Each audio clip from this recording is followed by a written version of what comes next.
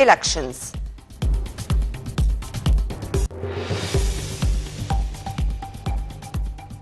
Welcome back. The details. President Abdel Fattah el-Sisi gave his directives on Sunday to continue providing all production supplies for Damietta Furniture City, including primary substances, woods, equipment, and modern machines.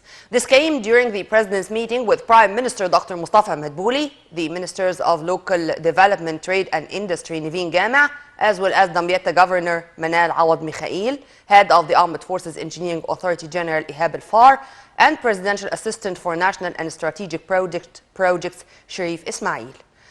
The head of state stressed that enhancing the city would transfer it into an integrated and specialized center for furniture industry within the framework of applying the most modern international techniques and promoted production lines.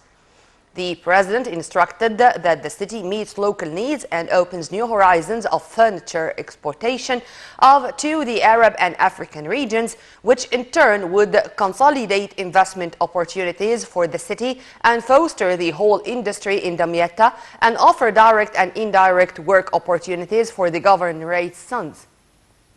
Presidential spokesperson Ambassador Bassam Radi said the meeting also tackled the latest developments in Damietta Furniture City and the progress of furniture industry in Egypt in general. Also on Sunday, President Abdel Fattah el-Sisi inspected a number of projects and construction sites in the new administration capital to follow up the executive status of the projects and achievements being realized so far.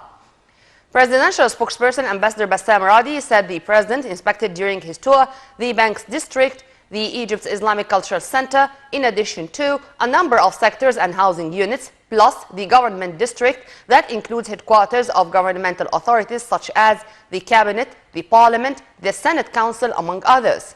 The head of state instructed to abide by all precautionary and preventive measures to avoid the spread of COVID-19 among workers at various constructional sites.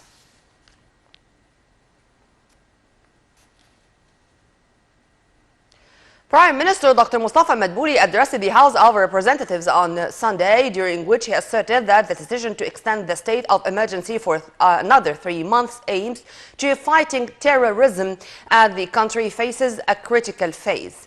Madbouli stressed that the government is committed not to use any exceptional measures except in emergency cases to achieve national security. Meanwhile, the House of Representatives approved the extension of the state of emergency after Parliament Speaker Councillor Ali Abdel Al referred President el-Sisi's decision to extend the state of emergency to the General Committee.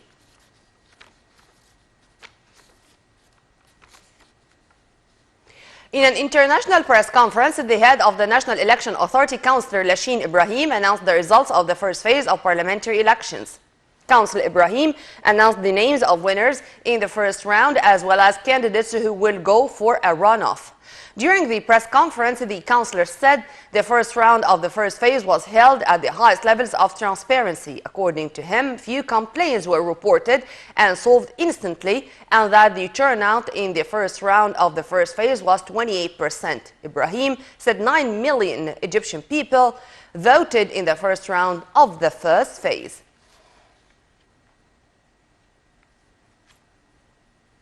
Egypt, Sudan, and Ethiopia kicked off the latest round of talks over Addis Ababa's controversial dam on the Nile on Sunday. The week-long negotiations held via video conference include the water ministers from the 3 countries, as well as representatives from the African Union, the European Union, and the World Bank. Previous 3-way talks have failed to produce an agreement on the filling and operation of the vast reservoir behind the 145-meter-tall hydropower so-called Grand Ethiopian Dam. Egypt and Sudan have long called for a political solution to the dispute, voicing rejection against any unilateral action by Ethiopia.